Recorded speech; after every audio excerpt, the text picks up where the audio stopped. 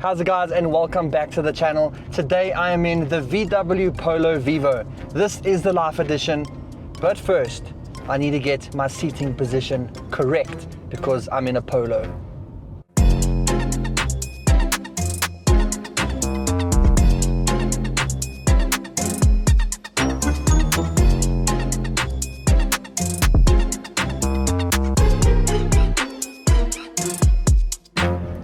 Okay, I'm just kidding. No, I'm gonna be driving like this the entire time. I don't know how you can sit in the back seat while driving a car. So I commend all those Polo drivers because man, you guys make your driving styles very, very difficult.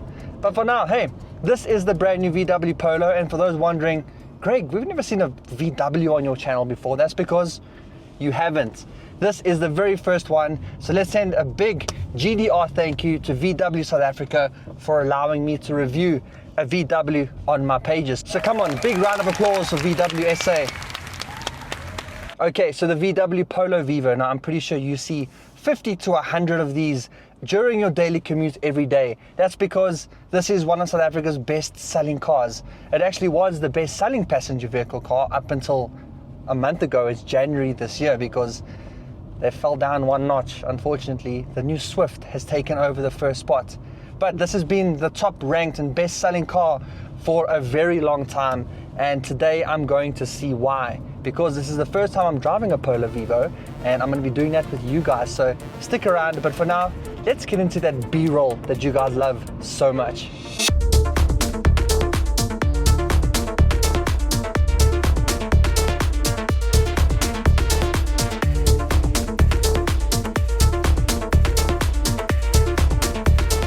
Okay, so the Polo Vivo. Now I'm currently sitting in the Life Edition, and this one here is powered by a 1.4 litre naturally aspirated engine, putting out 63 kilowatts and 132 Newton meters of torque,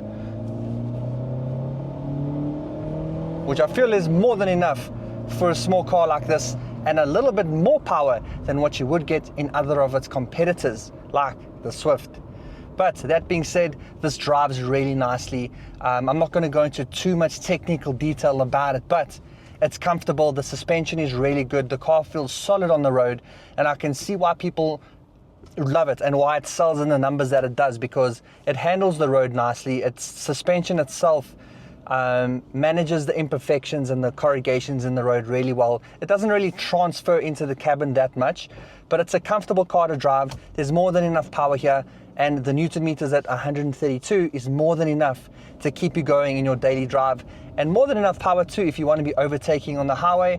And if you are doing that, you are going to hear this little engine too. So it's got a little bit of a roar to it, and I think that's just because it's the 4-cylinder, but it doesn't sound too tinny and too underpowered. So I do really like the way that this drives. I like the way that it feels, and I can get behind why people love it so much. Now, the last time I drove a 4-cylinder engine was actually in the C63 e-Performance, which was last week. No, no, I'm okay. That's the last joke I'm going to be making about the C63 engine, I promise. And then looking at some of the standard features that come in this Polo from a driving perspective. I mean, I'll get into all of the interior stuff later when I do a bit of a walk around of the inside and the outside. But here you're now getting, as standard for the first time in the Vivo range, is electronic stability control as well as tire pressure monitoring system. Now, the electronic stability control is quite cool. I mean, you'd see that around your car labeled as ESC, or just sometimes there's a little skinny car icon and it just says off underneath it. But there's also the tire pressure monitoring system. A bit of a strange one for me. I feel like of all the options they could have given you, that's a bit of a strange one, because you can either visually see if your tire is flat, or if you are going to hit a pothole and need to know if you need to stop. I mean, you'll feel if your car's got a flat tire or not. But there are some other features I feel like probably would have been a little bit better or more handy. But needless to say, that's what comes standard from a driving perspective of your Polo Vivo.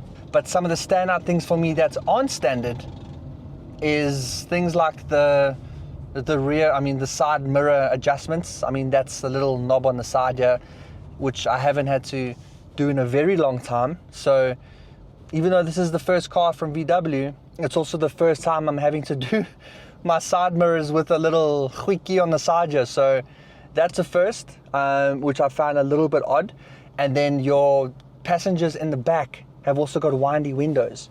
So you don't have standard electric windows all the way around the car. You do for the people up front, but not for the people in the back. And it only comes standard with 2 airbags. One in the front here and one in the front over there.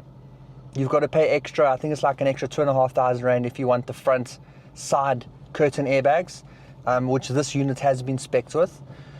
So yeah, manual side mirrors, windy windows in the rear, and only 2 airbags. That's not what you get standard in this car. So without further ado, let's go take a look at the outside and the inside of the new Polo Vivo. But the first thing and the most striking thing has to be this new color. This is called Ascot Grey. And if you're getting a Polo Vivo and it's not in this color, then I don't know what you're doing. But if you look at the front here, what's new to the whole Polo Vivo range now for this year is going to be this new bumper. As you can see, you've got these nice kind of contrasting colors that are body colored, that are built into the bumper, which is quite cool because this is standard across every Vivo that you get in the range. It doesn't have to be the top of the line or whatever the case is. You've also got revised headlights compared to the older version, and as usual now, the new VW badge right up front. And then taking a look at the wheels, because this is the Life version, you are getting upgraded 15-inch wheels, but if you get into the standard one just below this, you're only going to get 14-inch. So get the Life, because an extra inch is going to make the biggest difference. If we make our way down the side of the car, you're going to see you've got color-coded side mirrors, color-coded door handles, and then here at the back, it's still going to be the same old Polo Vivo, but again, you're going to find the VW badge here with this new emblem, as well as the Vivo badging underneath in the center, because that's what every other VW does right now. So it's starting to look like the full range. Let's take a look at the inside. Okay, taking a look at the inside of the new Polo Vivo. If you know a Polo, it's going to be exactly the same. Everything is still the same in here, but it's not too bad. The good thing about a Polo Vivo is that it is built really, really well, and built locally, if I might add that. So up front here, you are going to find some softer, squishy materials, but that's where it's going to end, because everywhere else around this cabin is going to find hard, scratchy plastics all over, even where you've got to rest your arms. For you as the driver, and for the passengers back there. But it is a really good place to be. It's comfortable. You've got a nice little polyurethane steering wheel. This isn't leather, but you've still got your nice dials in front here, and you can see that these kind of glow with the light behind when the lights are on. When you turn them off, they disappear. So you've got some nice little LED lighting here to light that up, as well as a little info display in the center, which is going to show you your distance, your liters per kilometers, your fuel, and everything else like that. But this is kind of where the biggest change for the Polo Vivo is here in the center, because this is that big 9-inch display. So this is what's standard on all of the Polos in the range, and you are going to be able to get Apple CarPlay, Android Auto. I've battled to connect this car to CarPlay because I had a cable which I plugged in here to the one USB that's there. It didn't pop up. I've tried Bluetooth, but I will continue to get it connected, and I will overlay it on the screen here once I do, just to show you that I have been able to get it. But otherwise, you've got Bluetooth, which you can connect like everyone knows how to do.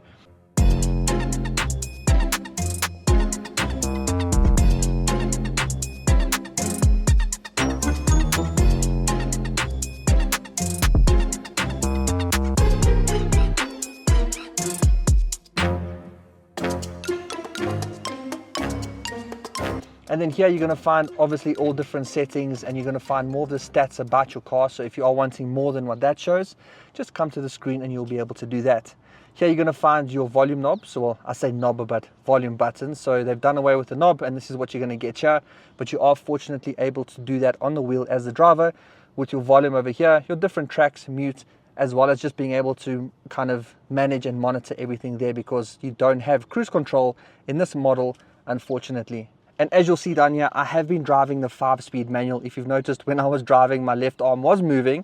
That's because I have been kind of making the car move when I want to and changing the gears exactly how I want that. Now, this is a really good 5-speed manual.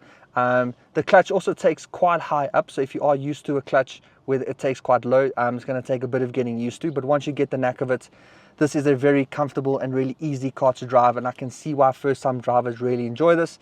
But it is available in a Tiptronic as well, so you do get an automatic in this car too. If that is what you're wanting to choose, you can get that.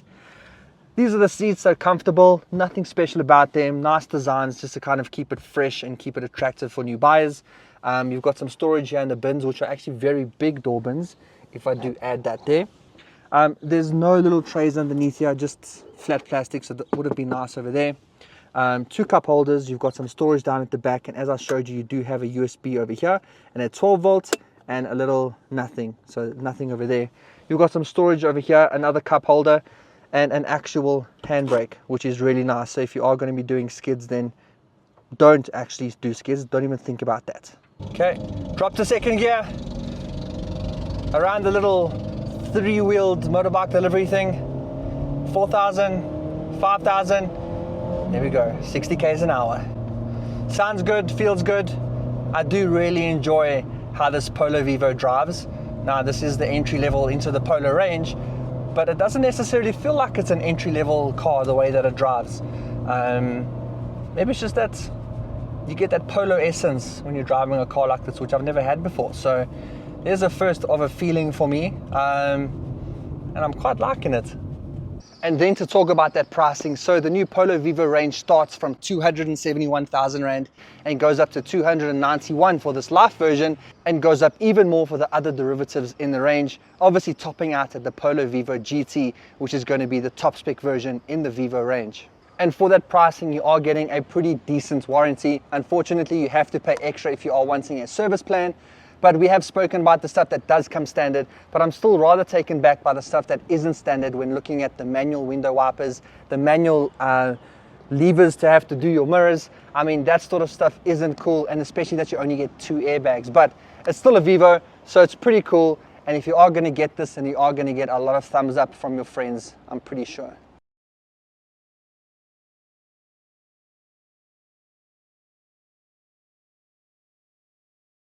Okay, now if you're in the market for a VW Polo or Polo Vivo, then go check one out on changecars.co.za.